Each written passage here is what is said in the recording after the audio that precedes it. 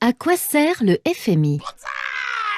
Le Fonds monétaire international, FMI, a été fondé en 1944 et comprend aujourd'hui 188 pays membres.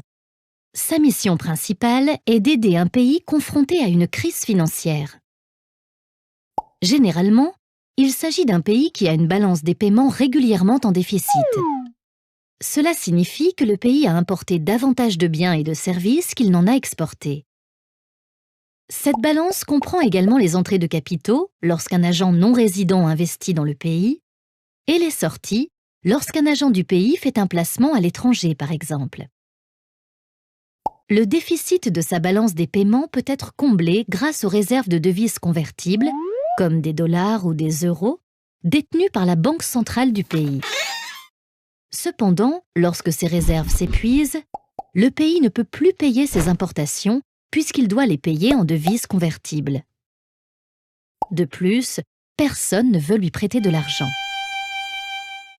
Une balance des paiements en déficit entraîne donc un épuisement des réserves de devises et une impossibilité d'emprunter. C'est dans cette situation désespérée que le pays fait appel au FMI, qui peut alors lui accorder un prêt. En contrepartie, il lui impose des conditions, sous forme de mesures qui visent à réformer l'économie du pays afin d'éviter de nouvelles crises. Concrètement, il peut s'agir de réduire les dépenses de l'État en privatisant les entreprises publiques ou en diminuant les salaires des fonctionnaires, par exemple.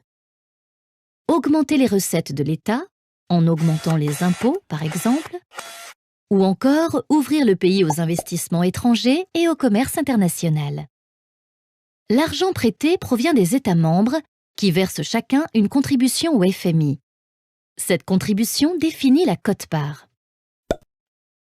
En effet, lorsqu'un pays adhère au FMI, on lui attribue une quote-part basée en partie sur son poids économique, grâce au PIB notamment.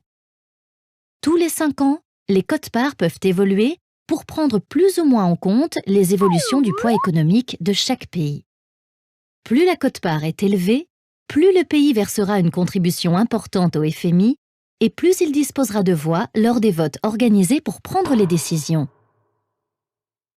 Actuellement, 12 pays détiennent 60% des quote-parts, dont 17,5% pour les États-Unis.